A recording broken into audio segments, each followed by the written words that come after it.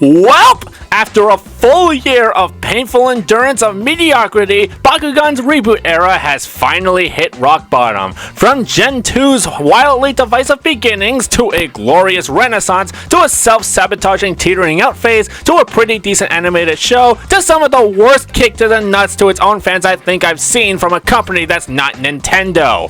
Beyblade is the fourth new toy line launched for the Beyblade series, almost the same time as Bakugan Gen 3, though half a year later, and already has captured the hearts and souls of young audiences and hardcore Beyblade fans alike with the elegant new designs, great exciting gameplay, and an anime that was kinda hit or miss for me, but I still enjoyed it. Bakugan Gen 3 tried so hard to copy Beyblade that not only did it completely destroy everything that made Bakugan special in the first place, but it also missed the point of why Beyblade is fun! The overall gameplay and concept of Bakugan Gen 3 was so bad that it drove me to actually go out and buy Beyblade X. So Bakugan Gen 3 unintentionally acted as an advertisement for Beyblade X. Oops. And as you can guess from the title of this video, this is going to be talking about why Bakugan Gen 3 made me buy Beyblade X, and why I think Beyblade X has become a moving success while Bakugan Gen 3 failed, but also talking about my personal likes and dislikes for both of them. And just to get the Tusk Mammoth out of the room, no, this is not turning into a Beyblade channel. I will continue to primarily keep an eye on and cover Bakugan if something happens, but I like to keep a diverse range of interests and hobbies. And this topic related to Bakugan has actually piqued my interest that I think would make for a cool video.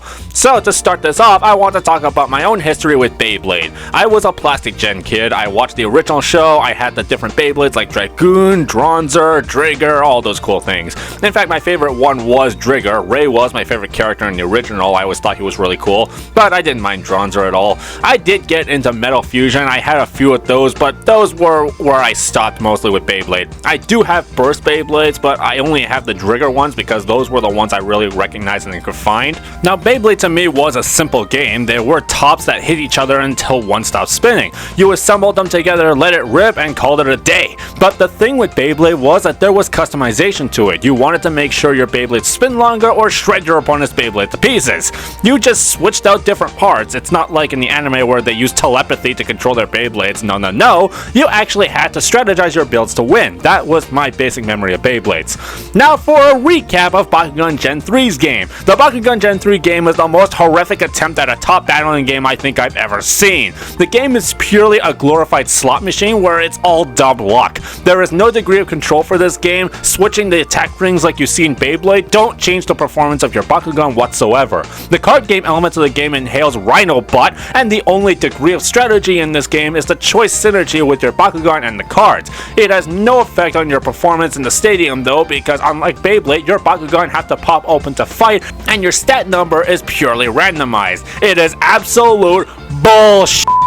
Beyblades are now made up of 3 parts as well: the top piece, the ratchet, and the bit. Before purchasing a product, they actually tell you what parts are included, and on the back of it gives you the stats of each part, which is pretty cool. Now, because I am such a noob at this, I still have barely a clue as to what the different ratchets and bits do.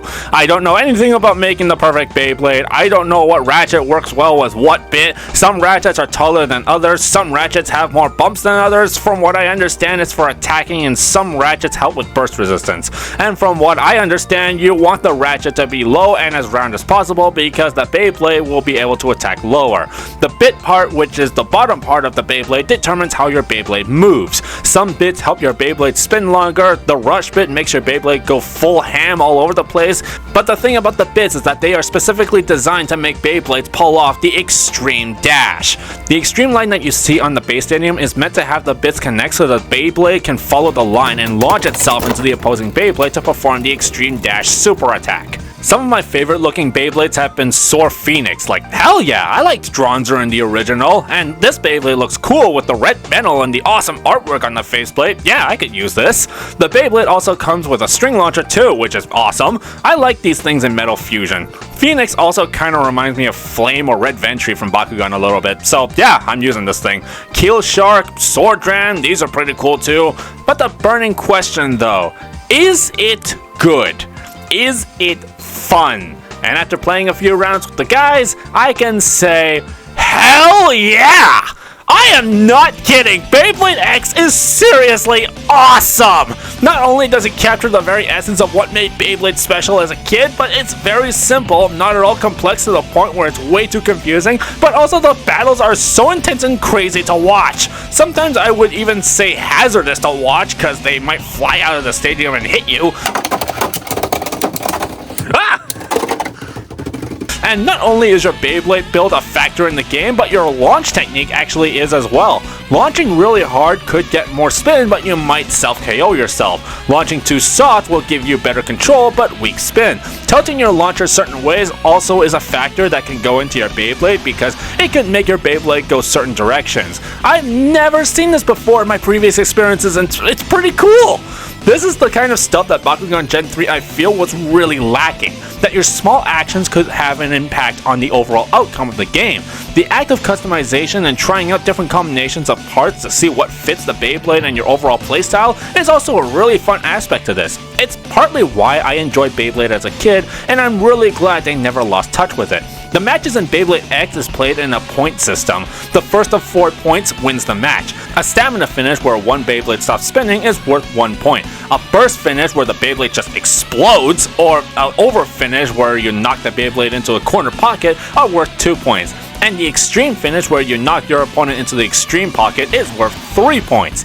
There is the possibility of a Beyblade flying out of the arena on the top, and according to Takeratami rules, this just results in a draw, which means you have to do the round again, which makes absolutely no sense. But apparently it's because Hasbro and Takeratami refuses to acknowledge the possibility that this might hit a child in the face. You also have to build a team of 3 Beyblades and switch between them each round so you don't use the same Beyblade constantly. Every little thing, like the angle of your launcher, how hard or how light you let it rip, it all factors into the outcome of the battle, so it doesn't feel like the game is dumb luck all the time. As opposed to Gen 3 where you have no control over where you roll or where you land, and also whether or not your Bakugan even opens. It makes me want to flip the table over.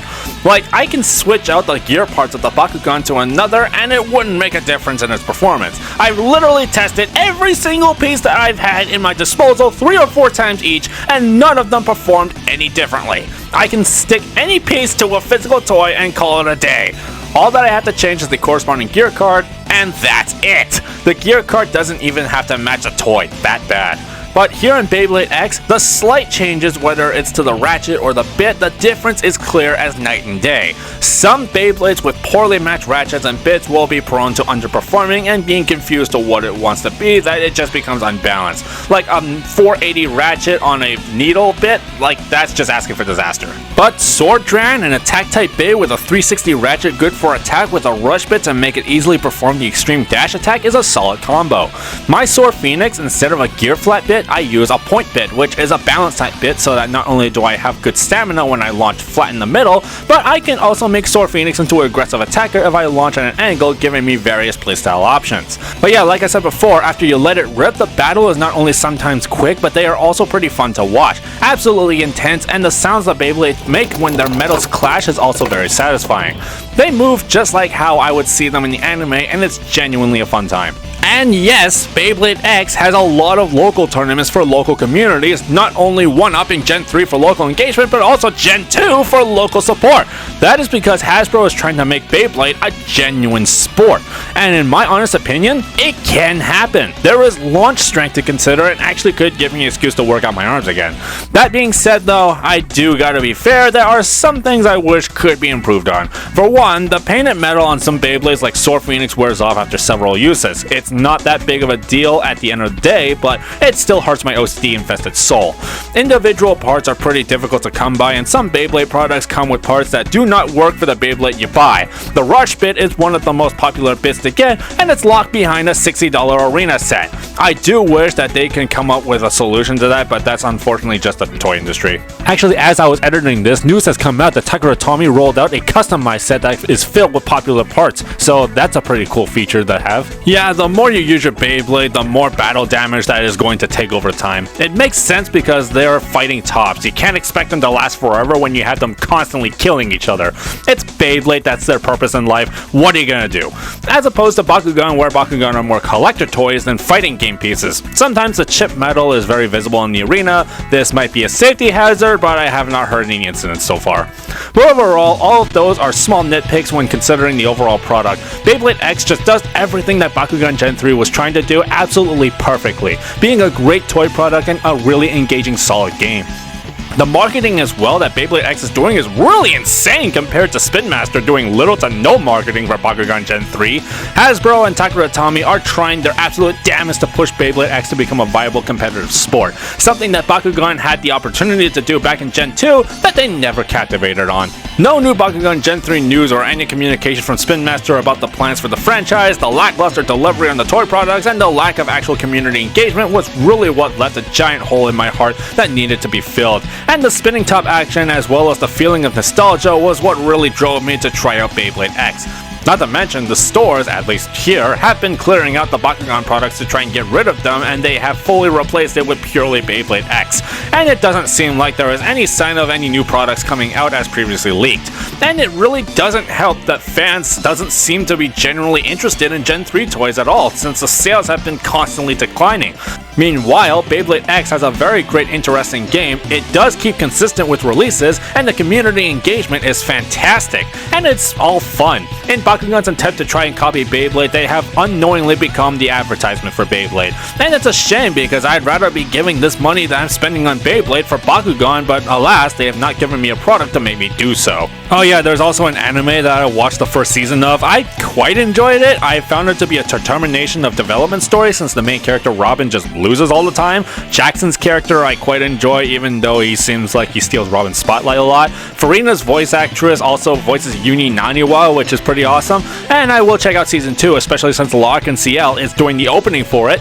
So yeah, I have been very excited to buy and even play with Beyblade X, and Bakugan Gen 3 has drove me to that. So if you get your ass kicked by my sore Phoenix, you can blame Bakugan for it. I'm sure that there are some things in this video that I have missed or maybe I've gotten wrong, but overall, my message for this video is Bakugan Gen 3 being a disaster as it was has made me become a Beyblade fan again, and that terrible experience I had with Gen 3's toy line has made me have the best experience I've had with the Beyblade franchise in a long time. So yeah, it really is good. Hopefully this is the wake-up call Spin Master needed to finally realize that Bakugan didn't need to be Beyblade because Beyblade is already Beyblade, and Bakugan will always be Bakugan. But that's it for this video. If you're looking for some Bakugan action, check out the previous BakuTalk news video as well as the OEB series. And as always, be sure to press the thumbs up and give us a subscribe for more awesome Bakugan content. I've been Haru Ren, thank God for Rapid Fire, and Ventry is based. Bye! I don't think this is gonna work. Ladies and gentlemen, we have an execution. This is not gonna work. I think this is gonna work wonderfully. Hey. 3, 2, 1. Bakugan Brawl.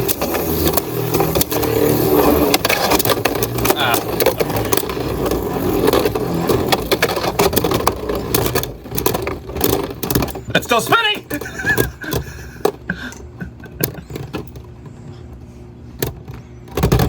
Bitch.